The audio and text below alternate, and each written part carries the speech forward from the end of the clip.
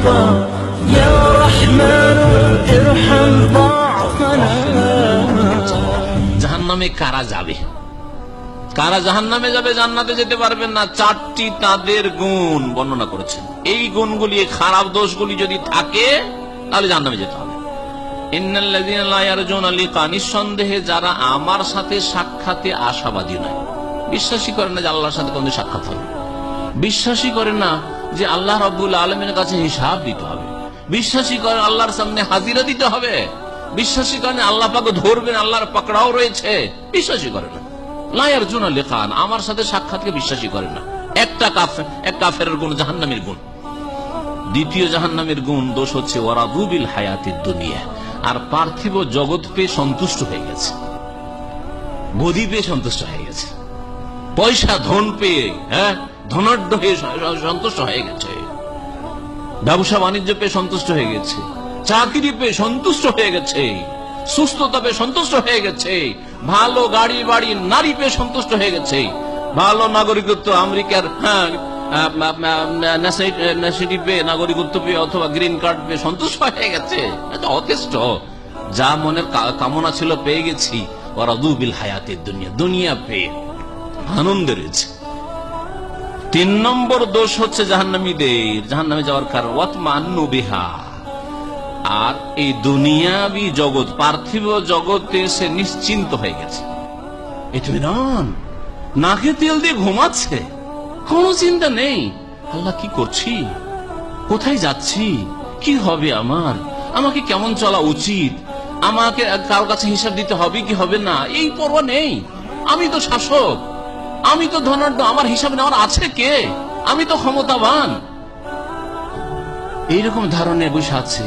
আমার কোনো ভয় ভীতি নেই, আমার কোনো চিন্তা নেই, আমার 7 পিঁড়ি বসে বসে খেতে পারবো, যত টাকা ইনকাম করেছি আমিও বসে খেতে পারবো, ইচ্ছা করলে আমার ছেলে মেয়েরা খেতে পারবে, ছেলেরাও খেতে পারবে, তাদের আরো কয়েক প্রজন্ম খেতে পারবে। ওয়াতমান্নু বিহা, দুনিয়া পেয়ে খুব সন্তুষ্ট হয়ে গেছে এবং তাতে নিশ্চিন্ত দিয়ে ঘুমাচ্ছে। কয়টা গুণ হইল? 3টা হয়েছে।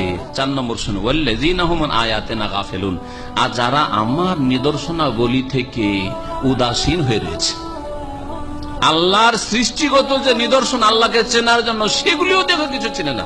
সমুদ্রের সামনে দাঁড়িয়ে শুধু আমোদ ফুর্তি করে, কিন্তু আল্লাহর কুদরত বলে এগুলি যে সৃষ্টি করেছেন সৃষ্টিকর্তা রব, তার কিছু হক আছে না। নিজের মাথা থেকে পা পর্যন্ত সবসময় দেখছে, কত যত্ন নিচ্ছে, কিন্তু কখনো চিন্তা করে না যে এটা দানকারীর কিছু হক আমার উপর রয়েছে। বাপ জন্মদাতার যদি এত হক থাকে, মা 10 মাস পেটে রেখে যদি এত বড় হক থাকে, তো যিনি আল্লাহ রব্বুর সবকিছু আমাকে দিয়েছেন তার কি হক রয়েছে, এ সম্পর্কে একেবারে উদাসীন, কোনো খবর নাই, তার বেখবর হয়ে রয়েছে। এই 4টি দোষ যদি থাকে তো জাহান্নামে নিশ্চিত যেতে হবে।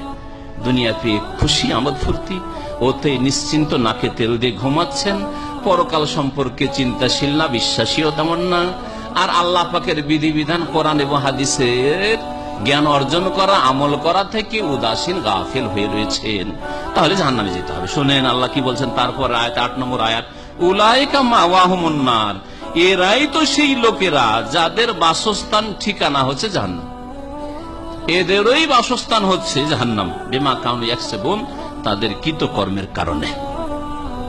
কত গুরুত্বপূর্ণ আয়াত। দুনিয়াকে কামড়ে ধরে আছে অধিকাংশ মুসলিম কিনা আজকাল, কাফেরদের কথা বাদ দেন তো, বিশ্বাসী করেন না। মুসলিম অধিকাংশ দুনিয়াকে কামড়ে ধরে আছে, রুকুন এলা দুনিয়া, দুনিয়ার দিকে ঝাঁপিয়ে পড়েছে। সুতরাং দেখেন, এই দোষগুলি যদি থাকে কখনো জান্নাত পাওয়া যাবে না। নামাজ রোজা করছেন, দেখা দেখি হয়তো আদাত অভ্যাসে করে সবাই করছে, সেজন্য করছি, কিছু নেই কামল, ভালো কাজ করতে হয়, গরিব দুঃখী ইত্যাদি দিতে হয়, দিচ্ছি, সবাই দায়ী দিচ্ছি, কিন্তু এই গুণগুলি যদি থাকে, এই গুণগুলি তো জাহান্নামে যাওয়ার গুণ, জাহান্নামে যেতে হবে। আল্লাহ পাক রব্বুল আলামিন আমাদের হেফাজত করেন, আমাদের আত্মার মহাসভা করার, আত্মার যে হিসাব নিকাশের আল্লাহ পাক যেন তৌফিক দান করেন, আমরা যেন নিজের হিসাব নিকাশ নিজেই কষি, নিজের হিসাব নিজে করে রাখেন।